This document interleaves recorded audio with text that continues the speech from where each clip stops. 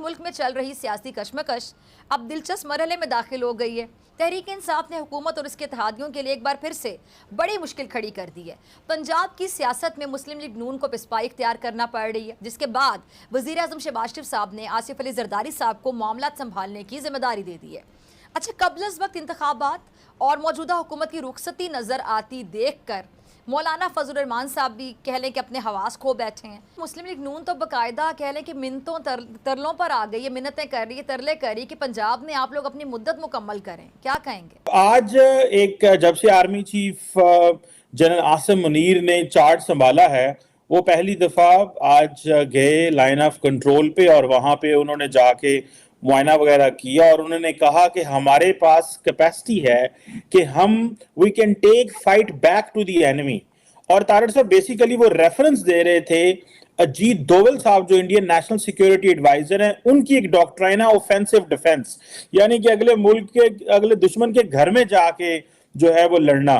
तो वो कह रहे हैं कि हम इसको जो है ना वापस लड़ाई वहीं पे ले जाएंगे। This is what he is saying. Army chief में पाकिस्तान के आने के बाद से हम देख रहे हैं बहुत कुछ जो चीज़ें हैं बदल गई। जैसे पहले कमर जावेद बाजवा जब आर्मी चीफ थे तब काफ़ी कुछ जो है वो ढिलाई बढ़ती जाती थी। अब आप देखो कमर जावेद बाजवा के रिटायर होने के बाद इमरान खान ने एक इंटरव्यू दिया और उसमें एक साफ तौर पर बोल डाला कि मैं 3.5 सालों तक समझ नहीं पाया कि ये कितना खतरनाक इंसान है, ये कितना बड़ा चोर है, ये कितना बड़ा देश को लूट रहा है, मैं समझ नहीं पाया। ये वो कुल मिला के उसने अपना जो है विक्टिम कार्ड खेलता रहा कि मैं तो बहुत जेंटलमैन था, मैं तो बेचारा था।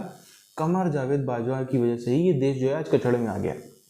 अब आप देखो नए नए प्रयोग ऐसे जैसे केपीके और पंजाब, इन दोनों राज्यों में पाकिस्तान के फुल मेजॉरिटी है इमरान खान के पास में, फुल मेजॉरिटी है इमरान खान के पास में। उसके बाद भी इनके सारे के सारे लोग जो हैं वो इस्तीफा देते चले आ रहे हैं। अब इसका लॉजिक जो है इसके पीछे वो ऐसा है कि सुन के हर भारतीय को लगे हाँ इमरान खान जैसे बंदे तो हैं, बल्कि 10, 20, 50 साल और जीने चाहिए। आज जब से army chief general Asim Munir ने चार्ज संभाला है, वो पहली दफा आज गए लाइन ऑफ कंट्रोल पे और वहां पे उन्होंने जाके मुआयना वगैरह किया और उन्होंने कहा कि हमारे पास कैपेसिटी है कि we can take fight back to the enemy.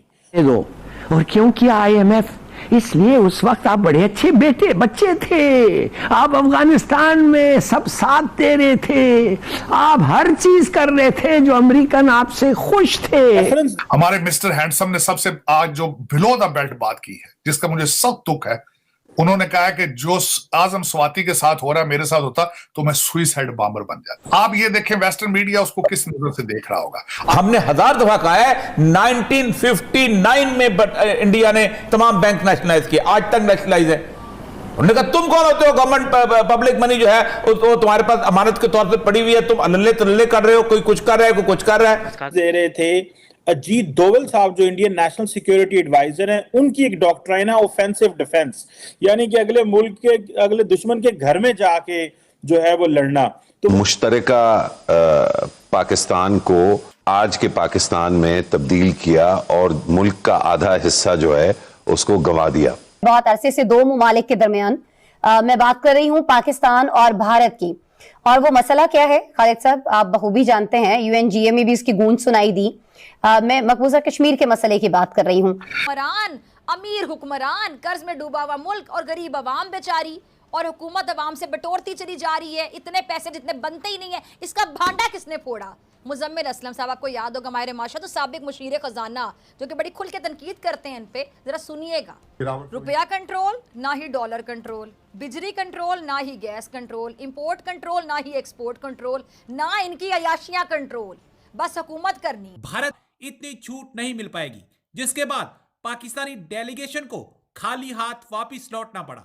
बस यही इनकी जो आर्मी हमारी इस्टेब्लिशमेंट ओपनली कहना अगर कहेंगे तो ये है कि वो उनका भी दबाव होता है, क्योंकि अगर हम उनसे ले लेते तो हमारे रशिया से ताल्लुकात ऐसे हो जाने थे कि यूएस से खराब होने थे, और जारी बात है हम यूएस से ताल्लुकात खराब नहीं करना चाहते। ये बिल्कुल, ये आपने बड़ी अच्छी बात की, लेकिन ताल्लुकात अच्छे बेसिकली नहीं है। आई डोंट थिंक सो, मेरे ख्याल से बिल्कुल अच्छे ताल्लुकात नहीं है। अगर ताल्लुकात अच्छे होते तो हम रशिया से पेट्रोल तब ले सकते थे, क्यों नहीं लिया? ये बेसिकली इनर आप ताल्लुकात देखें ना, इनर ताल्लुकात इस तरह है कि वो हमें कर्ज नहीं देंगे, तो हमारा मुल्क कैसे चलेगा? इसीलिए हमारी मजबूरी बन गया कि हमें जो है ना वो बिल्कुल यूएस की माननी पड़ती है।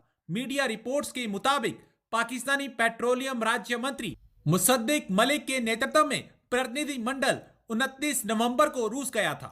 इस डेलीगेशन ने 30 नवंबर को रूसी अधिकारियों से बातचीत की और सस्ता तेल देने का अनुरोध किया। पाकिस्तानी अधिकारियों ने कहा कि उन्हें भी भारत की तरह 30% की छूट के साथ तेल चाहिए। अब रूस ने पाकिस्तान को दो टूक जवाब देते हुए कहा कि पाकिस्तान को भारत की तरह छूट नहीं मिल सकती। रशिया की मौजूदगी में अब ये पॉसिबल है, तो जैसे जीरो टॉलरेंस पॉलिसी है ना, तो जीरो टॉलरेंस पॉलिसी में पॉसिबल नहीं है। जिस मुल्क ने अमेरिका का साथ दिया है इस जंग में, और पाकिस्तान तो असला फराहम कर रहा है यूक्रेन को, कैसे रूस आपको तेल देगा? नहीं, इसमें मुझे ये सिर्फ यही है कि ये लग ये रहा है कि जो सेकंड फेज है इनके एनआरओ का, और ये अपने केसेस जो हैं कि हम अपीलें उसमें निकल जाए, अपीलें फाइल ना हो, उनमें जो हमारा कंसोलिडेट कर लें वो पैसों के केसेस जिनसे ये निकलें, इसके अलावा और कुछ भी नहीं है। और ये जो सूरत हाल है ये बड़ी अनफॉर्चुनेट है, और इसके नतीजे में पाकिस्तान के में एक बहुत बड़ा बहरान पाकिस्तान में खड़ा हुआ है। रोड मैप नहीं है, फिर ह्यूमन राइट्स, ये सिर्फ एक ही इनके पास एक है कि लोगों को मार लें और उनको जेलों में डाल दें, पर्चे करा दें, इमरान खान को भी आप डिस्क्वालीफाई कर दें, फलाने को भी, पूरी पीटीआई की लीडरशिप को डिस्क्वालीफाई कर दें, अपने केसेस से छुटकारा हासिल कर लें। तो इस वक्त तमाम तक तवज्जो उनकी सिर्फ यही है कि अपने केसेस, इसमें 1100 अरब रुपए का पहले वो एनआरओ ले चुके हैं। अगर आप इलेक्शन नहीं करवाते और पाकिस्तान में एक मुस्तहकम हुकूमत नहीं आती, मुल्क कैसे चलेगा? हमें जो भी जवाब ये दे देंगे उसके बाद हम अल्टरनेटिव देखेंगे। इकोनॉमिक स्टेबिलिटी कैसे आएगी? देखो ना, इलेक्शन आपने 8 महीने बाद, 7 महीने बाद भी तो कराना ही है ना, 6-7 महीने बाद भी हो जाने हैं, कौन सा यहाँ इमरान खान की मकबूलियत नीचे आ जानी है, आगे ही जानी है। सरदारी फैमिली ने और शरीफ फैमिली ने जो मॉडल बनाया पाकिस्तान में, और हमारे जो इदारों के ताकतवर हिस्से थे उनके साथ मिलके, उसमें ये था कि इन्होंने अपने पैसे सारे बाहर कर लिए हैं, औलाद सारी जो है वो बाहर कर ली है, इंटरेस्ट सारे पाकिस्तान से बाहर कर दिए हैं, और वो यहाँ पे आते हैं सिर्फ हुकूमत करने के लिए, और इन्होंने बार बार ये साबित किया है। और इसीलिए आज अगर इमरान खान, इतना बड़ा उनके लिए चैलेंज है कि वो ये समझते हैं कि तमाम तर हुकूमती मशीनरी के होते हुए फिर भी हम इलेक्शन नहीं जीत सकते, तो इसका मतलब ये उनका बहुत बड़ा फेलियर है। और इतना पैसा होने के बावजूद, इतनी बड़ी मशीनरी अपनी साइड पे होने के बावजूद इमरान खान से ये खौफजदा है। और मुझे उम्मीद यही है कि इंशाअल्लाह ताला हम ये इनकी जो एक आखिरी इनका जो एक एफर्ट है, इसको भी हम नाकाम बनाएंगे। नहीं, वैसे तो एफआईए का जो नोटिस है वो इलीगल है। आप कोई भी जो कैबिनेट और नेशनल सिक्योरिटी काउंसिल से मुतल्लिक मामलात हैं वो आप उस पर नोटिस नहीं जारी कर सकते, ना ही बुला सकते हैं, बिकॉज वो ऑफिशियल सीक्रेट एक्ट में कवर होता है। सो एफआईए तो नहीं बुला सकती। अब इसके ऊपर जो है वो पहले स्टे ऑर्डर वो हो चुका है, और अगर कोई और यानी खान साहब नहीं जाएंगे?